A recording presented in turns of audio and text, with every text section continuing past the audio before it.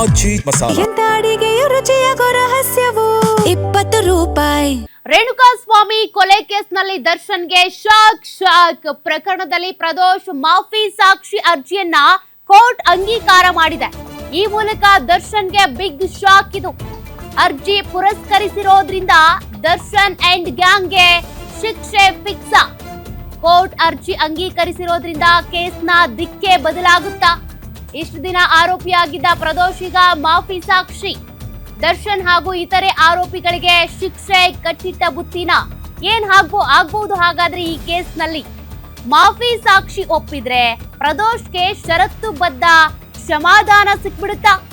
ಕೇಸ್ನ ಸಂಪೂರ್ಣ ಹಾಗೂ ಸತ್ಯ ಮಾಹಿತಿ ನೀಡಬೇಕಾಗಿರುವಂತ ಅಪ್ರೂವರ್ ಮಾಫಿ ಸಾಕ್ಷಿ ಸುಳ್ಳು ಹೇಳಿದ್ದೇ ಆದ್ರೆ ಆತನಿಗೂ ಕೂಡ ಶಿಕ್ಷೆ ಇದ್ದೇ ಇರುತ್ತೆ. ಆತ ಮತ್ತೆ ಆರೋಪಿ ಆಗ್ಬಿಡ್ತಾನೆ. ಮಾಫಿ ಸಾಕ್ಷಿ ಸುಳ್ಳು ಹೇಳಿದ್ರೆ ನೀಡಿದ್ದ ಕ್ಷಮಾದಾನವು ರದ್ದಾಗ್ಬಿಡುತ್ತೆ. ಜೈಲಲ್ಲಿರುವಂತ ದರ್ಶನ್ಗೆ ಈಗ ಟೆನ್ಷನ್ ಹೆಚ್ಚಾಗ್ತಾ ಇದೆ. ಈ ಪ್ರಕ್ರಿಯೆ ಹೆಂಗಿರುತ್ತೆ ಅಂತ ನಾವಿಲ್ಲಿ ಗಮನಿಸೋದಾದ್ರೆ, ನ್ಯಾಯಾಲಯ ಮಾಫಿ ಸಾಕ್ಷಿಯ ಅರ್ಜಿಯನ್ನ ಒಪ್ಪಿದ್ರೆ ಆ ಆರೋಪಿಗೆ ಕೆಲವು ಷರತ್ತುಗಳೊಂದಿಗೆ ಕ್ಷಮಾದಾನವನ್ನ ನೀಡಬಹುದು. ಆ ವ್ಯಕ್ತಿ ಪ್ರಕರಣದ ಬಗ್ಗೆ ಸಂಪೂರ್ಣ ಮತ್ತು ಸತ್ಯವಾದ ಮಾಹಿತಿಯನ್ನೇ ನ್ಯಾಯಾಲಯದ ಮುಂದೆ ನೀಡಬೇಕಾಗುತ್ತೆ. ಹೆಂಗೋ ಎಸ್ಕೇಪ್ ಆದ್ರಾಯ್ತು ಅಂತ ಸುಳ್ಳೆಲ್ಲ ಹೇಳುವಂತಿಲ್ಲ. ನಂತರ ಪ್ರಾಸಿಕ್ಯೂಷನ್ ಪರ ಸಾಕ್ಷಿಯಾಗಿ ವಿಚಾರಣೆಯಲ್ಲಿ ಹೇಳಿಕೆ ನೀಡ್ತಾರೆ. ಮಾಫಿ ಸಾಕ್ಷಿ ಸುಳ್ಳು ಹೇಳಿದ್ರೆ ಅಥವಾ ಸತ್ಯ ಮರೆಮಾಚಿದ್ರೆ ನೀಡಿದ್ದ ಕ್ಷಮಾದಾನವೂ ಕೂಡ ಮತ್ತೆ ರದ್ದಾಗ್ಬಿಡುತ್ತೆ. ಮತ್ತೆ ಆರೋಪಿ ಆಗ್ಬಿಡ್ತಾನೆ ಪ್ರದೋಷ್. ಮತ್ತೆ ಮಾಫಿ ಸಾಕ್ಷಿಯನ್ನ ಆರೋಪಿಯಾಗಿ ವಿಚಾರಣೆ ನಡೆಸುವ ಅವಕಾಶವೂ ಇರುತ್ತೆ.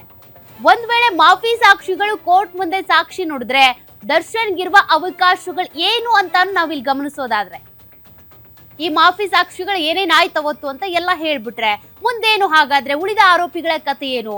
ಮಾಫಿ ಸಾಕ್ಷಿಯ ವಿಶ್ವಾಸಾರ್ಹತೆಯನ್ನ ಪ್ರಶ್ನೆ ಮಾಡಬಹುದು. ಶಿಕ್ಷೆಯಿಂದ ತಪ್ಪಿಸಿಕೊಳ್ಳೋದಕ್ಕೆ ಸುಳ್ಳು ಹೇಳ್ತಿದ್ದಾರೆ ಅಂತಾನೂ ಕೂಡ ವಾದಿಸಬಹುದು. ಆದ್ರೆ ಅದಕ್ಕೆ ತಕ್ಕಂತೆ ಸಾಕ್ಷಿಗಳನ್ನ ಕೊಡ್ಬೇಕಾಗುತ್ತೆ. ಇನ್ನು ಪಾಟಿ ಸವಾಲ್ ಕ್ರಾಸ್ ಎಕ್ಸಾಮಿನೇಷನ್ ಮೂಲಕ ಸಾಕ್ಷಿಯ ಹೇಳಿಕೆಯಲ್ಲಿ ಇರುವ ಡಿಫರೆನ್ಸ್ ಅನ್ನ ಬೆಳಕಿಗೆ ತರಬಹುದು.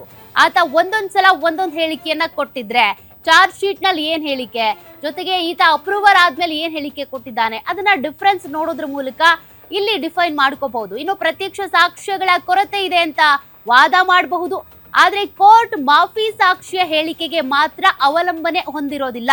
ಅದಕ್ಕೆ ಪೂರಕ ಸಾಕ್ಷಿಗಳ ಬಗ್ಗೆ ಪರಿಶೀಲನೆ ಮಾಡುತ್ತೆ. ಮಾಫಿ ಸಾಕ್ಷಿಗಳಿಂದಲೇ ಶಿಕ್ಷೆ ಖಚಿತವಾಗುತ್ತೆ ಎಂಬುದು ಕೂಡ ಅಸಾಧ್ಯ.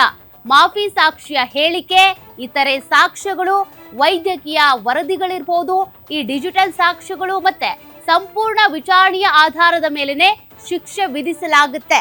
ಪ್ರದೋಷ್ ಮಾಫಿ ಸಾಕ್ಷಿ ಆಗಿದ್ರು ಕೂಡ ಈ ಕೇಸ್ ಬರೀ ಆತನ ಮೇಲೆನೆ ನಿಲ್ಲುತ್ತೆ ಅಂತ ಅಲ್ಲ, ಬಟ್ ಈ ಕೇಸ್ಗೆ ಆತ ಆ ಸಾಕ್ಷಿ ಏನಿದೆ ಅದು ಕೂಡ ಒಂದು ಭಾಗ. ಎಷ್ಟು ಸತ್ಯ ಹೇಳ್ತಾನೆ, ಸುಳ್ಳು ಹೇಳ್ತಾನೆ, ಅದೆಲ್ಲವನ್ನು ಕೂಡ ಗಮನಿಸಬೇಕಾಗುತ್ತೆ, ಪರಿಗಣಿಸಬೇಕಾಗುತ್ತೆ.